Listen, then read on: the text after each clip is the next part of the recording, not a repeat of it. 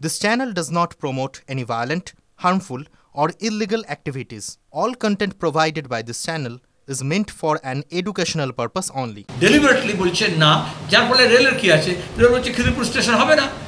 এইটাই হচ্ছে মমতা ব্যানার্জি বিশেষত খিদিরপুরের মতো অঞ্চলকে ঘেঁটো করতে চান। মেট্রো রেল হচ্ছে আধুনিক শহরের যোগাযোগের প্রাণ। ট্রামটাকে তুলে দিয়েছেন, মেট্রো রেলের স্টেশন করতে দেবেন না। তাহলে মমিনপুরের পরে ভিক্টোরিয়া। মেট্রো রেলের নিয়ম হচ্ছে টানেলটার মধ্যে যদি কোনো ঘটনা ঘটে, লোকের শ্বাস প্রশ্বাসে অসুবিধা হবে, দমবন্ধ অবস্থা হবে, সেটা 1.5 কিলোমিটারের মধ্যে একটা স্টেশন করতে হয়।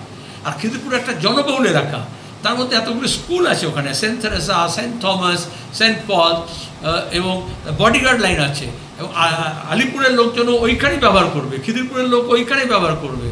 কিন্তু উনি বলছেন স্টেশন এখানে হবে না, করতে দেবো না। স্টেশন হবে না বলছেন না, বলছেন জায়গা দেবো না। যখন সরকারি কোনো প্রকল্প হয়, প্রাইভেটের বাড়ি সরিয়ে দিয়ে প্রকল্প। এইভাবেই কলকাতার প্রথম, গোটা দেশের প্রথম মেট্রো যখন হয়েছে, সেন্ট্রাল এভিনিউ দিয়ে হয়েছে, তখন তো পুরো রাস্তা বন্ধ করে হয়েছে। শ্যামাপ্রসাদ মুখার্জি রোড পুরো রাস্তা বন্ধ করে দিয়ে হয়েছে, বিকল্প ব্যবস্থা করাই ছিল। বামফ্রন্ট সরকার এবং তৃণমূল সরকারের মধ্যে এটাই তফাৎ। এটা শুধু খিদিরপুরের লোকজন নয়, বেহালা, জোকা থেকে দক্ষিণ শহরতলির লোকেরা এবং কলকাতার মানুষকে নামতে হবে। সরকার শুধু এটা প্রতিরোধ করতে হবে, সরকারকে বাধ্য করতে হবে, খিদিরপুরে মেট্রো রেল স্টেশন করতে হবে।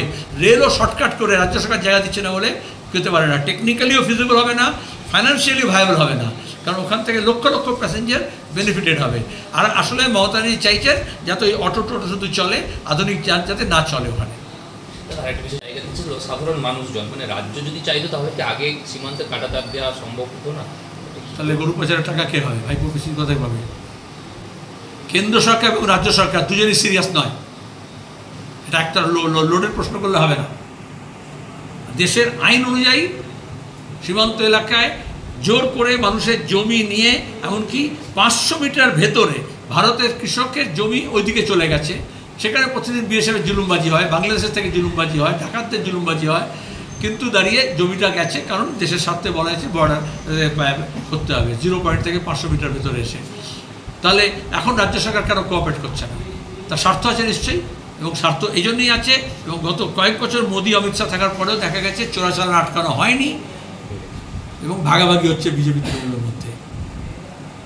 দাদা আরেকটা কোশ্চেন আছে, দুর্নীতির ডালে টাকি পুরসভা,